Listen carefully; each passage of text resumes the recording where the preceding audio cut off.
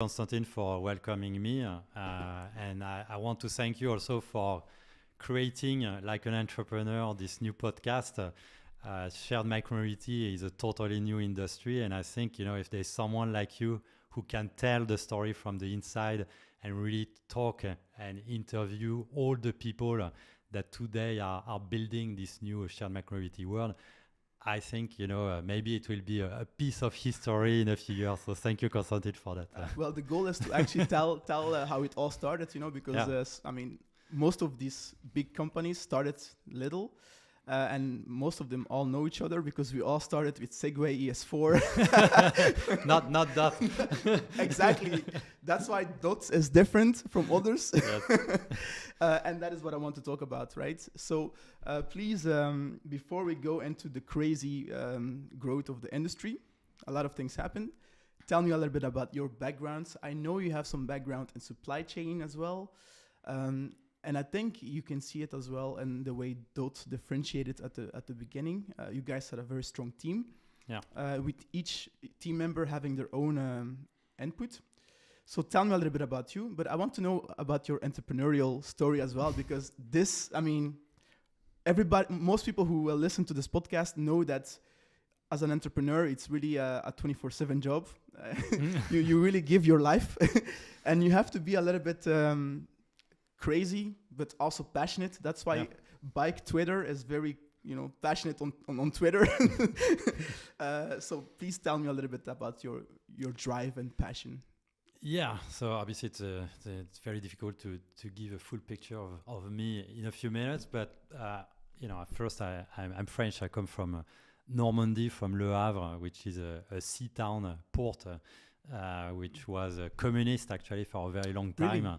A city also that was totally bombed during the Second World War and rebuilt. So people used to say that what's great in Le Havre, which is my hometown, is that you can still rebuild everything. So it gives a lot of potential. So maybe that's where I got my entrepreneurial spirit. But now you are rebuilding the micromobility industry. But I think reflecting back, it was a city which was only based on cars. Like everyone was driving on cars, even to do a 500-meter trip to go to a shop. There were no cycling lane. The only other alternative you had was bus, but bus, was taking 30 minutes of wait, 1 hour wait, so it was not convenient at all. And just quickly reflecting on where we are and the change we are seeing, like if I'm going to come back there for Christmas to see my family, and I know already that now in this city there are cycling lanes, like literally like everywhere. There is an e-scooter operator. Unfortunately, it's not DOTT. I was going to ask when is DOTT. That's going to make me sad. I lost the tender. But the transformation is happening not only in the big cities, but everywhere in big cities, in smaller cities, like your city also in Kortrijk. So that's where I come from. And then I studied engineering, so that's my kind of problem solver aspect. Then I wanted as soon as possible to leave France. For me, it was depressing to stay in France, so I took the first job I could find, which was not in France, which happened to be in China, and was for Decathlon, a big sports retailer. Worked there in Asia for about 7 years, mostly in manufacturing and operations. And then I wanted to do something a lot more entrepreneurial. And so I joined a startup which was called Wayfair, which was an online retailer for home goods, built all their operations from scratch, then directed their business in Europe. We did a very successful IPO in New York. And then I was like, okay, like I it's great online retail for home goods, but in the end, it's about, pushing people to buy more and more stuff. And for me, it's not at all me. I mean, like I rarely buy stuff. And if I buy, it's like something that really needs to last forever, basically. Exactly. So that was not my thing. And so I was like, okay, like I want to work in a field which links basically with my own personal belief. Okay. And so I looked, and I got very interested in the energy field and nuclear reactors. But it's another story.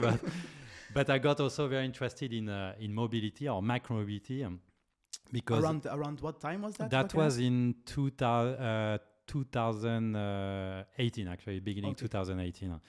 And the reason is because I lived in all these big cities, Bangkok, Guangzhou, London. There they already had the bike share, right? Singapore. And China. Yeah, but every time in these cities where I lived, transportation was horrific. I mean, it was like huge amount of pollution. If you had to go in taxis or in cars, and you were getting stuck forever, basically in traffic and pollution.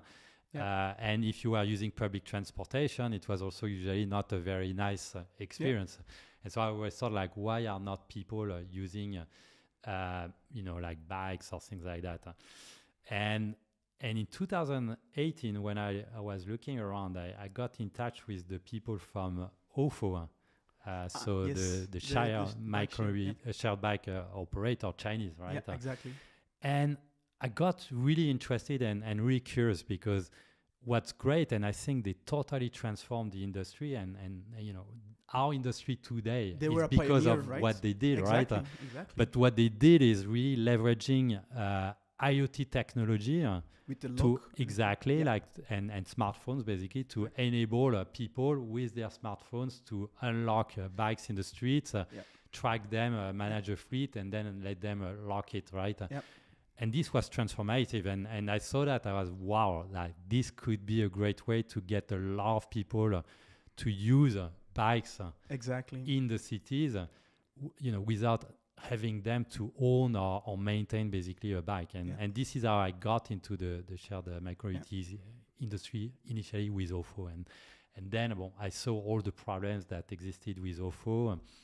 I saw some hardware, pictures. You saw the great, very artistic bikes all over, pictures with a lot of bikes trashed. So there were a lot of issues, but I joined them initially, and then this is where I met a number of people, which were really passionate about the, basically bikes and micro-mobility and the impact it can have. We saw that, yes, it can work, we were putting bikes in the street. It was magic. People were using them without us having to do any advertising or anything, but, it did not work. And so it did not work because the bike's quality was not good, because the operation were not good, because the collaboration with cities was not good, because maybe the values, the culture of company was not great. And so that's when we decided, just after a few months, I only stayed at OFO 4 months. I learned, but then we said, okay, we can do it better.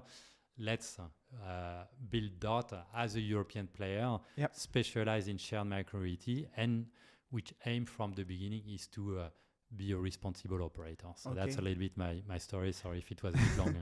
Yeah, it's great to hear. But I would like to know. To know and which department of OFO that you worked at, just to know the experience that you gained there. Yeah. And what I also want to mention as well, you also mentioned it here, is that they were really pioneers in turning a bike into a shared bike. Yeah. And that really started the whole industry. Yeah. I don't think they receive enough credit. No. But that is really the basic of what turns this industry really what it is, because they made sharing. It was an amazing innovation, right? Before there were already shared bike schemes, but which obviously were relying on stations, which was extremely inflexible. It was taking forever to register. Everything was really complicated. And suddenly, very simple usage. It was very cheap. People could really very fast unlock bikes like in 30 seconds. It was actually revolutionary the way it was executed in terms of user experience, because it was so simple to use that it could be implemented, and the normal person can use it. You don't have to be like an IT person to use it. So and I'm very thankful. I mean, for this experience. I mean, OFO in itself was a business disaster in the end, despite having been very innovative. Mm-hmm. But for me, it was a great school, because I was not coming from the mobility sector. In 4 or 5 months, very intense. I had really a crash course in micro-mobility, and I had a great learning of what not to do. It's always great to learn what not to do, right? Yeah. But what I was doing otherwise, I was the head of the European business, and so my job basically at that time was to build the OFO business. So it was more business development? It was managing all everything, the operations, everything. Like a general manager. But when I arrived, they had already started. So basically, they were already in trouble. So almost from day one, I had to lead a turnaround of the OFO business in Europe, cut the cost, and really make the operations a lot more efficient. But it was already too late. The company was basically bankrupt.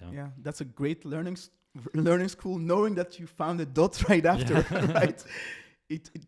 Now it makes sense. Yeah. So that was in 2018, right? 2018, yeah. And when did you do anything in between that, or did you immediately? So you found we decided to close down the OFO business, I believe in July 2018. Yep.